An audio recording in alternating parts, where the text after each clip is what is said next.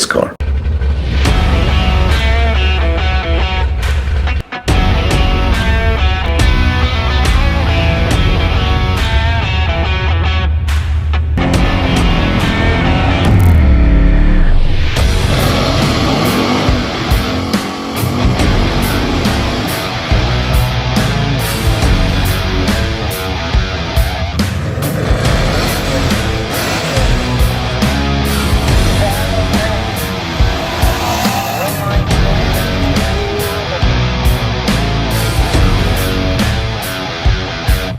What's up, guys? Welcome back to the channel. This week we went to Terre Haute. I had a situation down at my normal track where the guy that was behind me in points wasn't going to be able to catch me, and I wasn't going to be able to catch the guy ahead of me. So decided instead of racing there, I go race over at Terre Haute. I think I'm going to race there permanently next year for points. So I wanted to go over and kind of figure out the track, figure out how they run things, figure out, kind of the shape up the competition, figure out who's good, who's bad, try to figure that stuff out so I can hit next year running. So we went over there, and I've raced there for index racing, but the time that I was there for that, the sun was directly behind the tree, so I really didn't get any good practice with the tree. So this was basically me going into that track cold, not knowing how the tree was, how the track was, all that fun stuff, because the night I was there for the index racing, the track wasn't prepped either. So this was going to be a completely different situation. So they were holding a big memorial race. Plan was to do 2 races in one day. The first race was going to be double entried, and then they were going to do a second race in the evening. So me not ever being there, I didn't really feel that confident, so I didn't do double entries for the first race. I just did a single entry. So we went up for first round, and I got I guess before that, I ended up running a personal best. The air was good, but not crazy good. I was pretty surprised at the fact that it ran that quick with the air quality. And I was pretty happy about that. At that point, I just kind of said, hey, whatever happens the rest of the day, I'm happy I ran a personal best. So couldn't complain too much. And it wasn't kind of a personal best. It was a few hundredths personal best. So the fact that I've been running, I ran basically a tenth and a half faster than my average dial-in would be. So went up for first round, had a Red Dakota.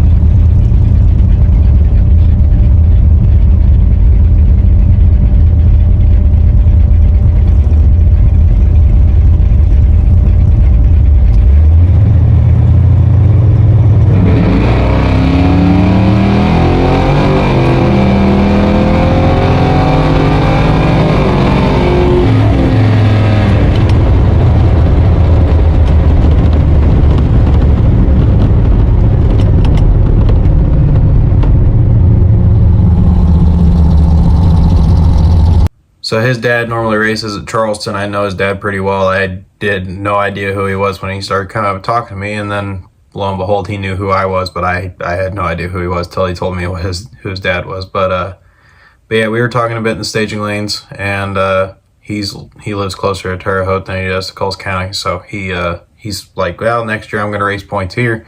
And I'm like, oh yeah, me too. And we kind of talked about things at Coles County, and it's kind of funny that we drove. We were away from home, and we both drew each other. So yeah, I got him on the tree by a little bit, and then he was off his dial-in a little bit. I was going to run pretty much dead on, so I had to pedal a couple times just to make sure I didn't break out, but got the win against him. So went up for second round, and I had a white Plymouth. And last year at Indy, we raced pretty much every time during the time trials. So I knew the guy, and he remembered me. So there was a little bit of a confusion. When I went up there, I was supposed to have the bye, and I guess some racers from that track didn't think that the new guy should get a bye. So they were like, well, we should pull him out of the double entries and make him race them. So I'm not exactly sure how that happened. Whoever has the staging lane duty should have the final say in that kind of thing, but it is what it is. So we went up against him.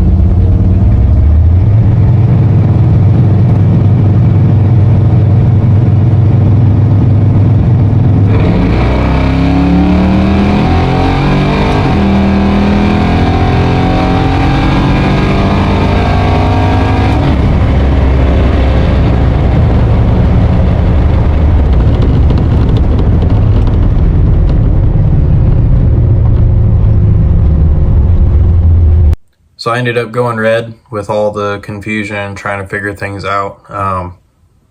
It's part of it. I should have done my job, and I got flustered. So he moved on, and I just ran it out and used it as a test pass. But it was kind of nice because since the first pass I had to pedal, I didn't really have a good dial in for the fact that it was getting hotter. So the air was getting crappier, and I had no idea what the car was going to run. So being able to run it full out was almost kind of a blessing. So we went up for third round. I had to go buy back, and then we went up for third round, and I had a black Plymouth. Car looked pretty ratty, but the guy looked like he'd been doing this for a long time. So that's the fun thing in bracket racing. You see all kinds of vehicles, and sometimes they surprise you a little bit because all that matters is who's better on the reaction time and whose car is more consistent. So we went up against him.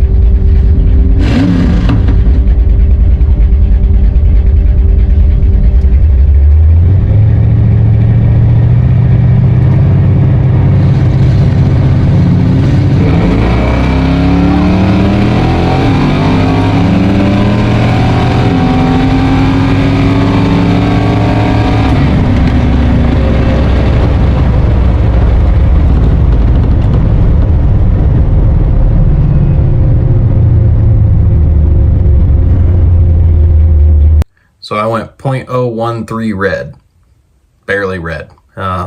Sucks, it's part of it. He ended up being 002 and was dead on the number, so it would have been hard for me to beat that even if it had been green, but took my loss. So that ended my day for the first race. I just kind of went over and hung out with some people there that I knew from division finals and helped them out throughout the rest of the day. And we got down to the evening and we were wondering if they were going to hold the second race because it was getting pretty late. They didn't finish up the first race until I think 9 p.m. So they announced that they were going to do the second race. So I went and bought into that. And the air had changed drastically. We went from being hot summer day weather to being 40 degrees and below sea level altitude. So I knew the car was going to run really good. Really didn't know what to expect. We weren't allowed to have a time pass for the second race, so people who made it further in the first race definitely had an advantage because they were able to kind of watch throughout the day. And they kind of were able to take their dial-in, the guys that made it to the finals were able to take their dial-ins from the finals and just move on to first round of the second race. So me going out early definitely was a hindrance, and I didn't know what I was going to do. So I slapped a number on the car that I thought was close, and we went up for first round. First round, I got a white Pontiac that has raced at Coles a couple times. I recognized the car. I knew he was from Terre Haute, and I'm pretty sure the last time he was over at Coles, he ended up winning Sportsman. So I knew he was going to be good, and just had to do my thing against him.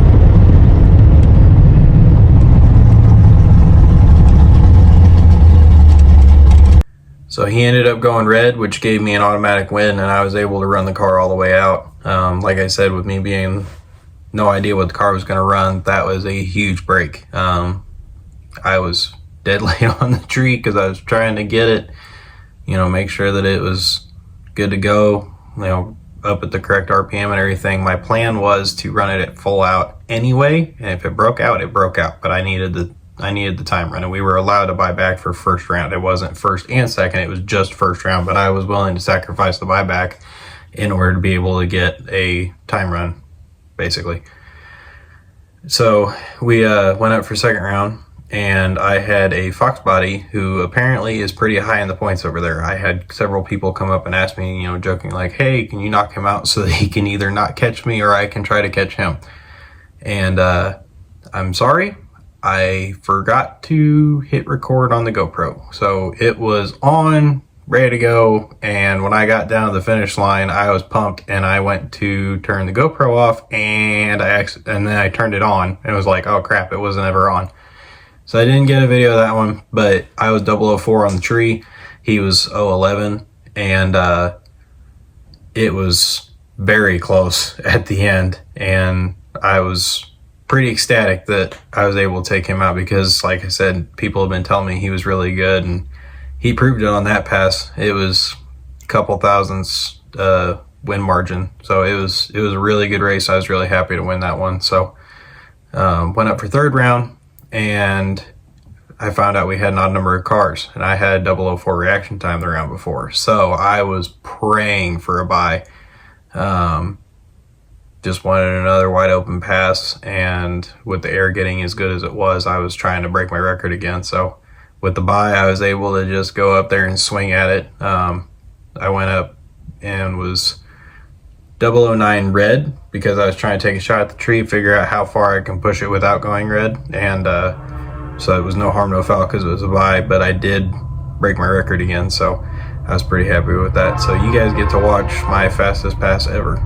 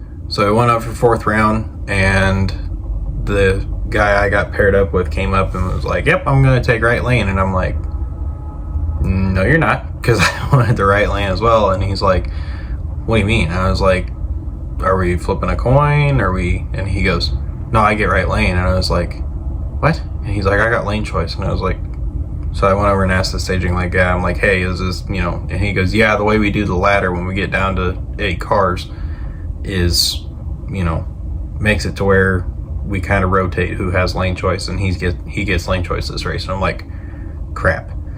I have a tendency in the left lane to go slower. Didn't know if this track was the same way or not. Turns out that it was. But that's a whole nother thing. So I went up for fourth round against him and just got ready to try to race, because this was the semifinals, and if I won this, I was going to go to a finals, the first time I've ever wreck race at this track.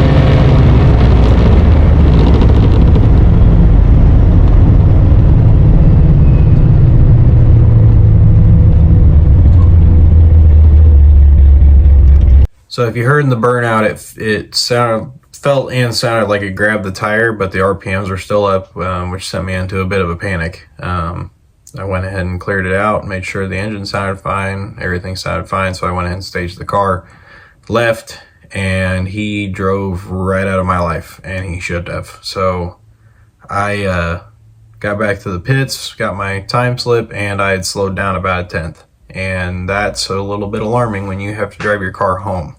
So I thought I'd smoke the trans, and with me being out, there was no way to go figure out if I did or not. And I didn't want to beat it up anymore anyway, because it had to go home. So loaded everything up and drove home. Everything was fine, but it's definitely something I need to look at coming up here. There's a Cars and Coffee here this next weekend I'm going to try to go to, just to street drive it and see if it's tore up or if it drives okay. Even if it does drive okay, I'm just going to have to do some investigating, try to figure out what happened. I think it might be heat related. Even because it was so cold, I had the hood shut between rounds to try to keep heat in the motor, because that thing gets unhappy if it's cold. It likes to be hot. So I was trying to keep the motor warm, but I wonder if the transmission got hot and started slipping. because we were running pretty fast pace, just kind of back to back to back. So yeah, that ended my day there. I got a $35 check. I got my buy-in back basically, and then added another semifinal sticker to the car. So felt pretty good. First race I was still trying to figure things out, and then the second race just showed me that I was getting things figured out and I could be competitive at that track. So excited to go back next year. This was the end of the season for me. I ended up 4th in points, so not exactly where I wanted to be. I was hoping to be in the top 3, just couldn't quite get there. But yeah, hopefully next year I can go over there, race at Terre Haute. Their tree seems to be a lot more similar to what Division Finals was the last 2 years. Even though we had Division Finals at 2 different tracks, those 3 trees seem to be very similar. So I don't know why Coles County's is different, but hopefully racing with a tree that's similar to the Division Finals tree is beneficial to me when we go next year. So this is going to be my last video for the year. It's kind of sad. Had fun. This is the first year of me doing the YouTube stuff, so I'm gonna try to do some videos throughout the winter of the upgrades and stuff. Try to get you guys some tutorials on stuff, so that if you're doing something similar to your car, you kind of got an idea. There's a lot of G-Buddies out there, and this car is different than a lot of Monte Carlo and Malibu parts. So there's some stuff that I order that's supposed to be for it, and then I have to modify it.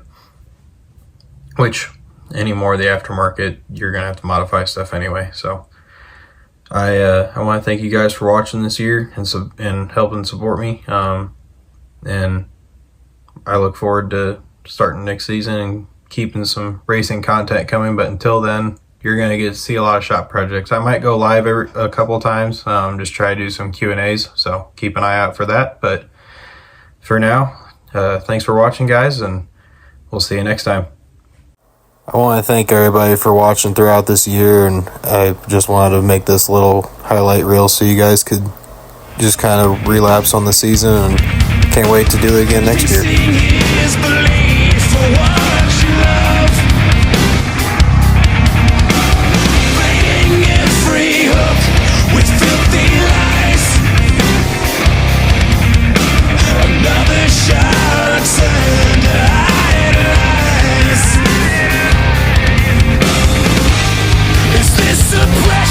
Just in my mind. No more questions, get back in line. Pay with your life, the duller the knife, the longer it takes. But now it's your turn, the ashes will burn and wither away. I'm gonna trade this life for fortune and fame. I'd even cut my hair and change my name. Cause we all just wanna be big rock stars and live in hilltop bosses driving 15 cars. The girls come easy and the drugs come cheap. Well, I'll stay skinny cause we just won't